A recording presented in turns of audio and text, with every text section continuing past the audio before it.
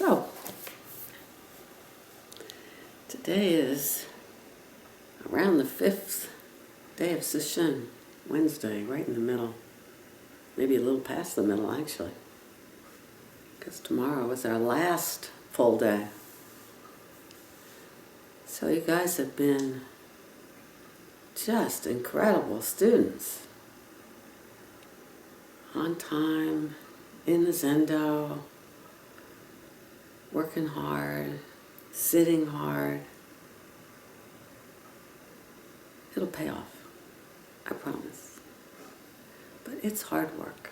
It's hard work. I don't know about you, but my body's aching a bit. Maybe there's pain in your ankles and your knees and your back.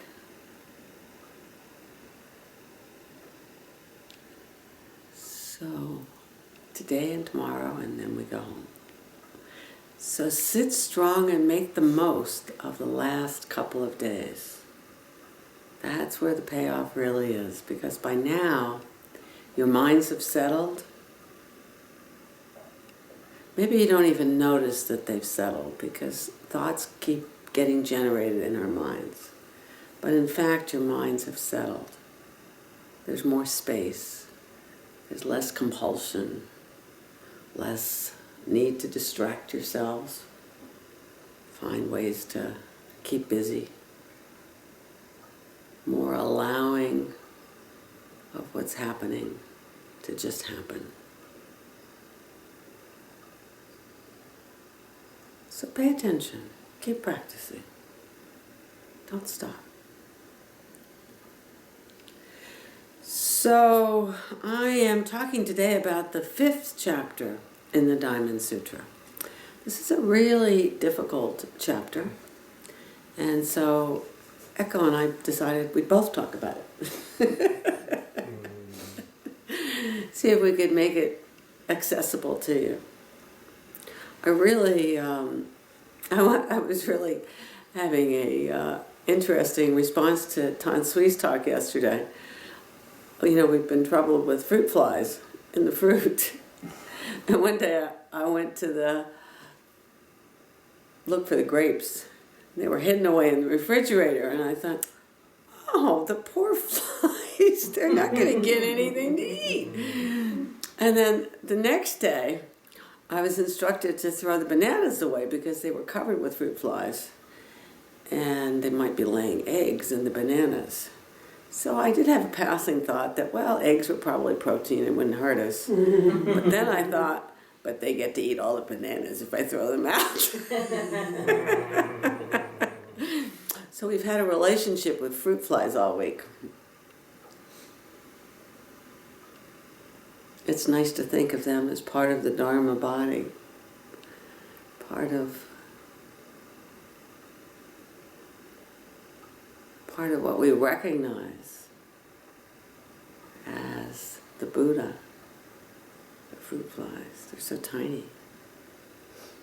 They can be quite annoying if you're in that frame of mind. Of course, if you're in a Sesshin frame of mind, you just kind of appreciate the fact that they're living beings and they need to eat. I think I may have told this story before, but I once went on a solo retreat up in Vermont, which I had done for many years, and so this wasn't the first time I went up there, but this time I was in a cabin by a stream, and it was August, so it was pretty hot, and there were a lot of mosquitoes around between 5 and 6 o'clock. And the first couple of days, I was so mad because there was no mosquito repellent, no insect spray, no little spiral thing that you burn to keep the mosquitoes away. So all I could do, and you go up on retreat and you take the precepts not to kill them, but I thought, well, this is beyond that. So I'm swatting away, and I'd sit again, I swat again. But I just kept sitting.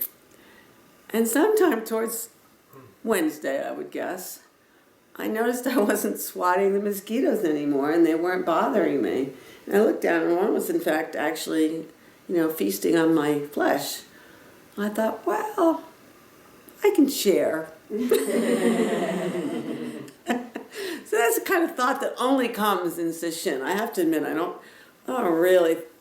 Do I think a little bit about sharing? I do think a little bit about sharing. Yeah, I do. Not so much mosquitoes now, because they do carry viruses and things, but I'm kind of into sharing with the ants in my kitchen. Now, my husband is not into sharing with the ants in our kitchen.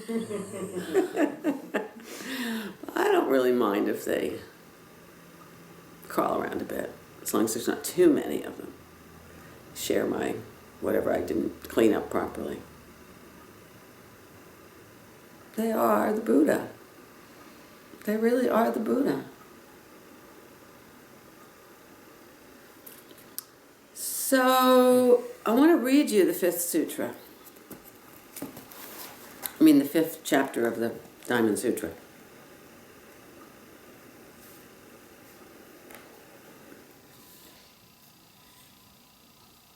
So this comes after the talk. This is the I gave a talk on chapter 4 on the first day, and if you remember, that chapter was about accumulating merit. The Bodhisattva accumulates merit, and there's a body of merit.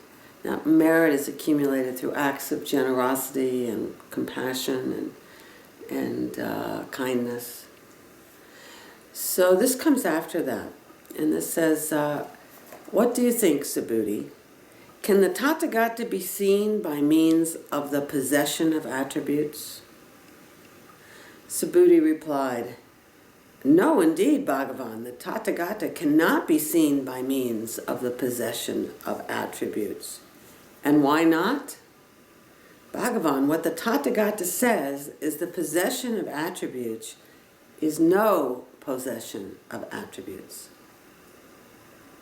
And then the Buddha responds, thus having been said, the Buddha told the Venerable Subhuti, since the possession of attributes is an illusion, Subhuti, and no possession of attributes is no illusion, by means of attributes that are no attributes, the Tathagata can indeed be seen. You might not get this immediately. It's actually really quite difficult. So, just to walk through it. In liberating others, so let me just talk about what attributes are. So attributes, the Buddha was identified by 32 attributes. Oh, they're listed here. They're kind of amusing.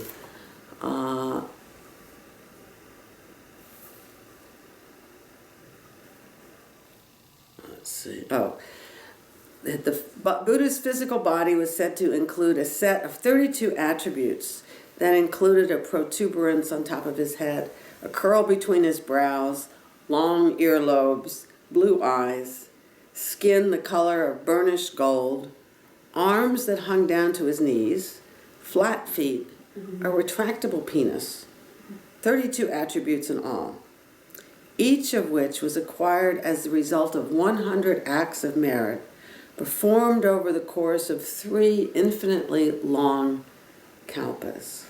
So all Buddhas, this Shakyamuni Buddha is not the only Buddha. In fact, we chant the names of the Buddhas in our lunch ceremony. So there are those attributes, and we all have attributes: brown hair, brown eyes, white skin, 5'3", 100 and not going to tell that. You all have attributes.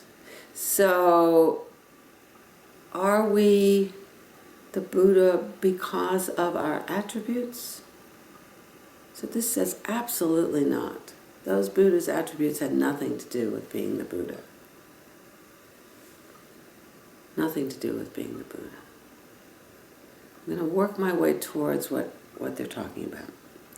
So, one of the things that Buddhas do is they liberate others without being attached to self-perception. You don't think, well, so I'm engaged in this charitable act. What a compassionate being I am. that immediately dispenses with any merit that might have been attained by the act itself. Or, everybody loves me, I must be special. You know, if you're a Zen teacher, people do tend to love you. It's kind of a, I don't know, can kind of go to your head. Mm-hmm. I like being loved myself, but then I love everybody too, so. But in fact, teachers do struggle a little bit with what we call in psychotherapy positive transference. They can start to think of themselves as special and above, I don't know, the common requirements of being a decent human being. So it's very important not to get caught up in self-perception. This is going to make me look good. Or shame because I didn't look good. I was revealed in my true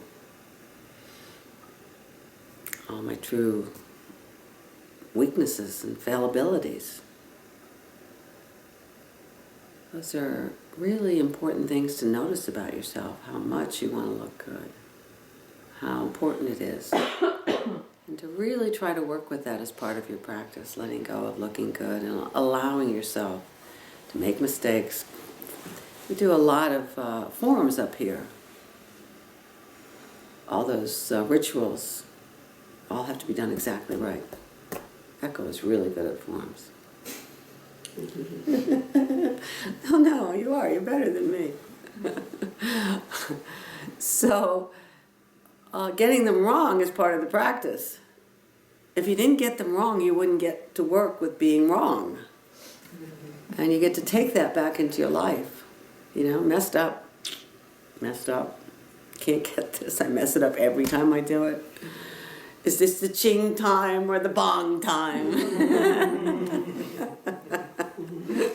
Is that a big dot or a little dot? So practicing making mistakes is a really important part of Zen practice. We don't talk about it a lot, but it really is.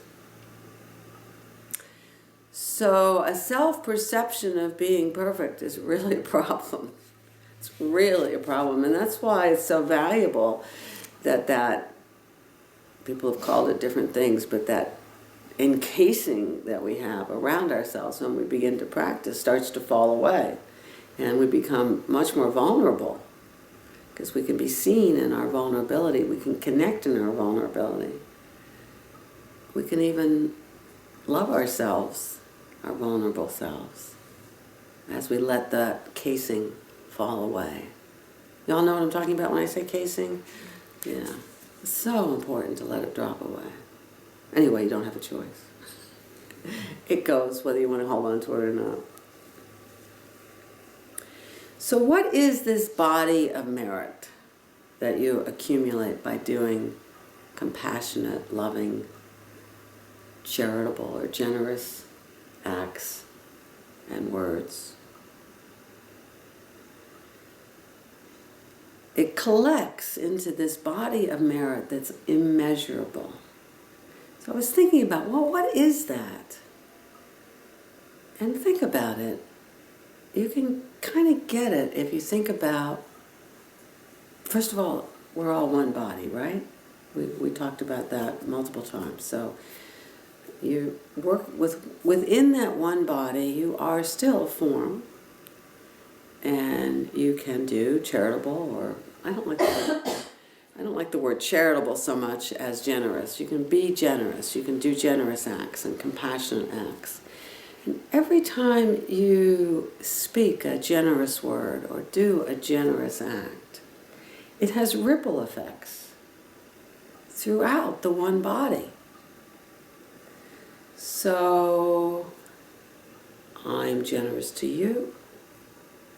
You feel good. You're generous to somebody else. They feel good.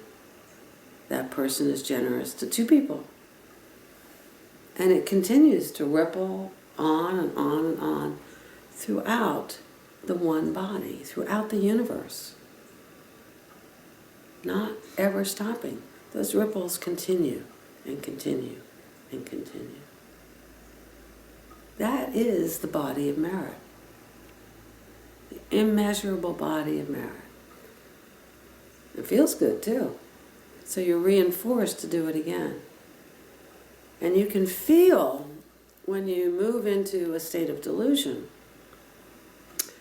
which is a closed-in kind of imprisoned place, tight, angry, irritable, unpleasant. You can once you've known this spacious place of Sesshin mind, you can begin to recognize those other moments. You can recognize your other states of mind. When I'm slipping into it, sometimes something will happen, I won't be fully aware of it, and it will unsettle me, and I'll be kind of discomforted for a while. And at some point I'll notice that I'm feeling something uncomfortable. And I have to actually slow down and ask myself, what was it that upset me? What bothered me? And I can usually identify it. You can identify it if you look for it. But if you don't slow down and look for it, you just keep plunging ahead in that shut down kind of painful place, spreading the opposite of generosity. And everybody around you starts pulling back and shrinking and arguing and giving you a hard time. And so the merit body shrinks a little. So it's a constant interaction with the whole body of the universe. We create waves that go out there, waves of energy. So this body of merit is called the Sambhogakaya. We chant about the Sambhogakaya. Actually, it's where we start eating on the Sambhogakaya. So the Dharmakaya is the body of the Buddha that includes everything. Everything is included in the Dharmakaya. No outside, no inside. We haven't got an image of what the oneness really is, because it's impossible to imagine, really. Because the closest you can get is to kind of a ball, but there's an outside and an inside in any kind of three-dimensional object. This is beyond that. So the body of the Buddha is all.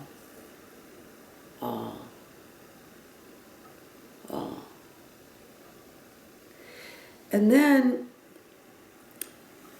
so the body of the Buddha is there from the very beginning. It's just there. The Sambhogakaya is the reward body from acts of merit, from the accumulation of merit, from the reward of spotless practice, continuous practice, the perfection of practice, following the precepts and the paramitas to the best of your ability. You won't be able to do them perfectly, but they will create merit. And that's formless. That body of merit is formless. Then there's the Nirmanakaya. This is also the body of the Buddha.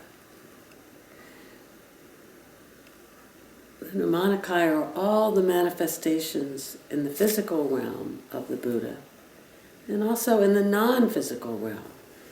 So the Nirmanakaya is both formless and forms, the world of both forms and formlessness.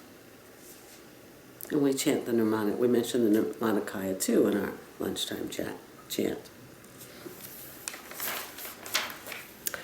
So,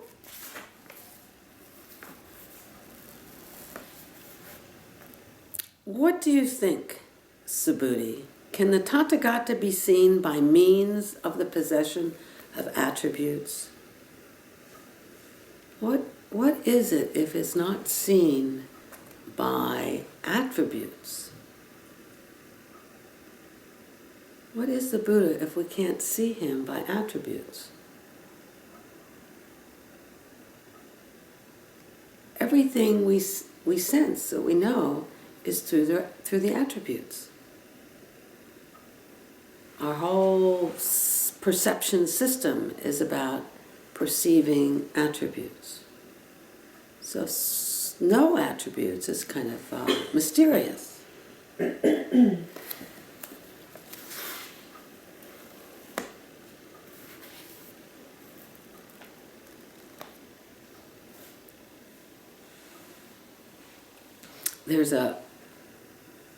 So the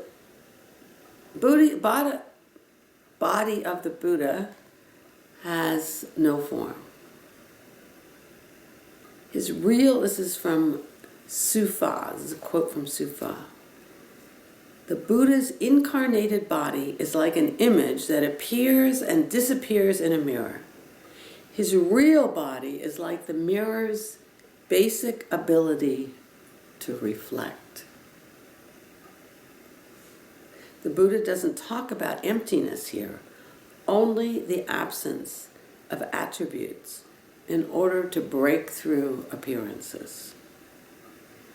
The mirror is a very important symbol, and particularly in Zen, but I think in Buddhism in general, because it has only the ability to reflect. There's no person there, there's no personality there, there's nothing except responding to what's in front of it in that moment.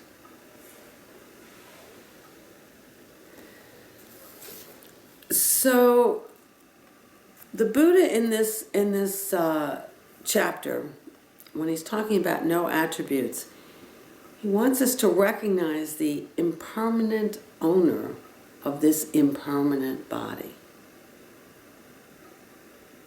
And then we cannot be affected by appearances. So when we see into impermanence, the coming and going, we really see into it, we see there's no place to go. There's just the one body. There's nothing coming. This is the birthless and the deathless. Nothing dies, and nothing is reborn, and nothing is born in this one body. And at the same time, things are birthing and dying constantly. So there, within this one body, there are forms, and there are no forms.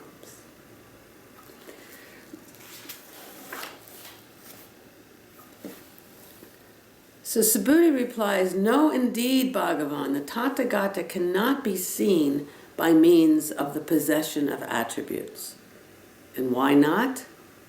Bhagavan, what the Tathagata says is the possession of attributes is no possession of attributes.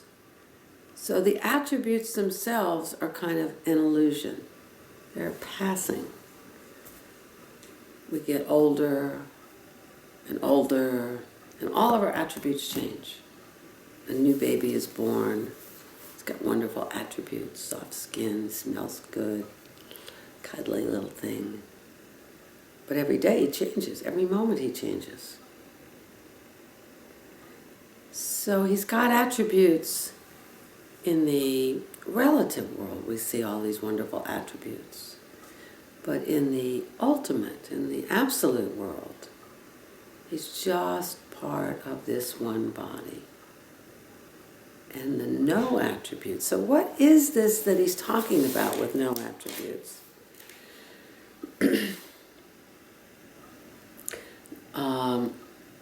The Buddha wants us to look beyond physical and spiritual bodies, beyond his physical and spiritual bodies, to the real body, which is free of all attributes, including the attribute of emptiness.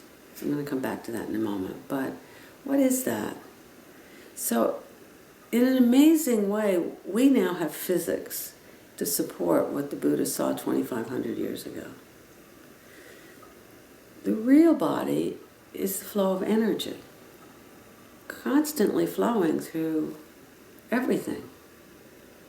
In some places it flows slowly, in some places it flows quickly. But it's flowing, we know that. It's been proved. Not that I can understand it. But this is really the real body of the Buddha. This is what holds up the world. This is what holds up the universe. It's this amazing cosmic energy that flows and flows and flows. That's the real body of the Buddha. That's the basis of our one world, our one body. So I'll just say a thing or two about emptiness, because emptiness is, it's a concept. So it's helpful to understand it, but it is also something that can be experienced.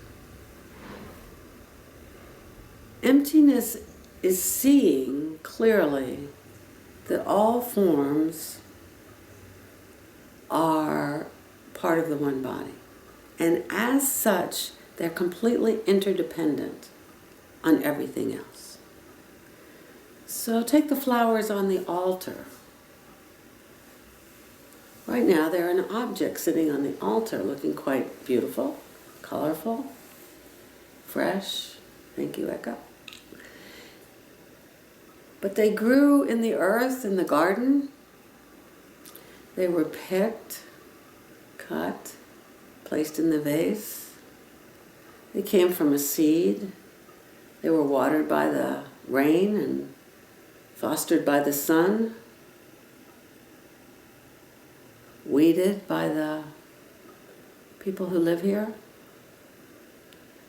So the existence of those flowers are completely dependent on everything else, because the people who planted them and weeded them and cut them are all dependent on food and water and other people. It's an endless chain. And when you see that endless chain, you recognize that any independent thing is not an independent thing at all. And in that sense, it's empty. So emptiness itself is empty because it's just an idea. It's just a concept. It doesn't, it explains stuff to our discriminating mind or to our spiritual selves because we're really driven to understand this. But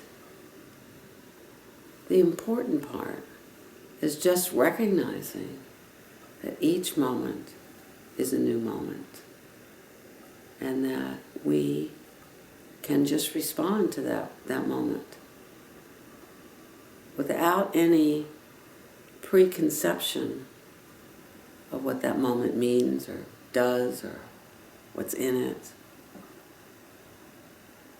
So if somebody offends you, just the idea of being offended is empty. There's nobody to offend if you really get this, and nobody to be doing the offending. There's just an unpleasant exchange. And you have a choice about how to react. There is a certain human pleasure in reacting, a certain pleasure in being angry and righteous and above blame. But it's a sticking place. It's a sticking place. So one of the advantages of sitting so many days of Zazen is our reactivity starts to relax. We're more open. Things that go easier.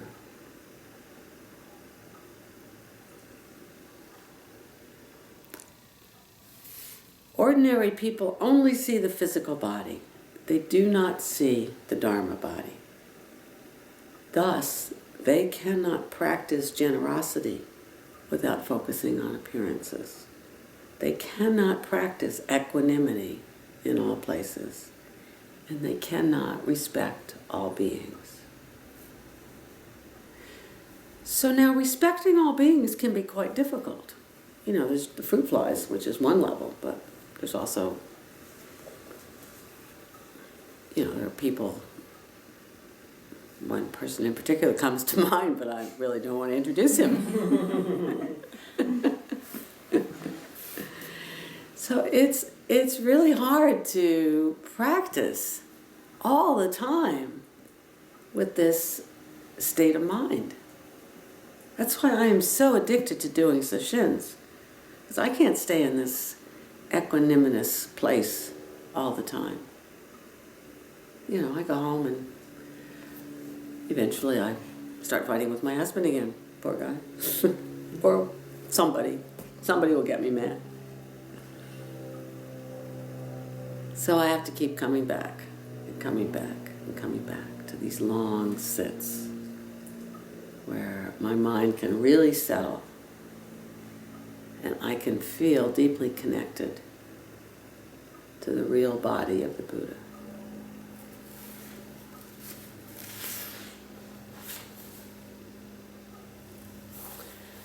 So, let's see if there's something else I want to say here that's important. No, I think I'm going to stop here and leave the last paragraph for echo. I'll read you the last paragraph, so you know what I'm doing to echo.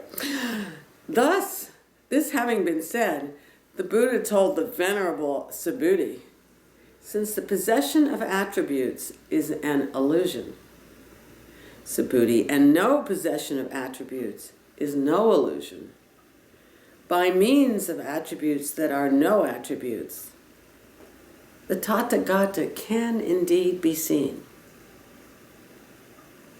It's a little hard. I'll read it once more so it can sink in overnight. There's one of those little tiny flies.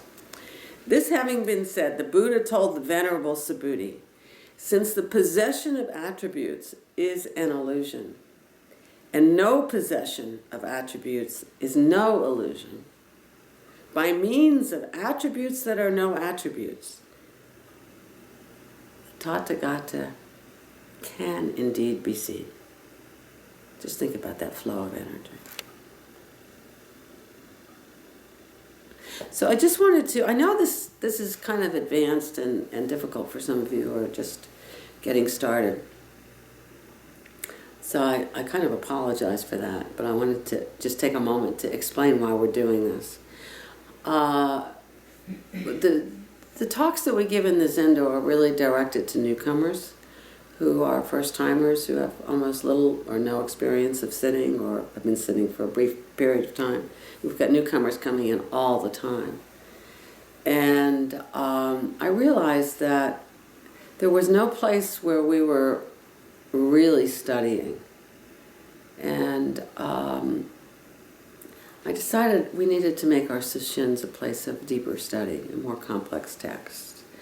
And since all of you are quite bright, I thought I would just start doing this and challenging you to think about it. And over time, you know, if it's not clear now, it'll become clearer. And holding the questions about what is emptiness, what is the one body, these are really important questions to hold. And sometimes you feel like you get it, and then 5 minutes later it will slip away.